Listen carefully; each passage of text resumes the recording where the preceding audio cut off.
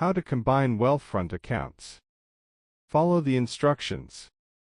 Log into your Wealthfront account using your credentials through the website or mobile application. Navigate to the dashboard and locate the account you wish to combine with another Wealthfront account.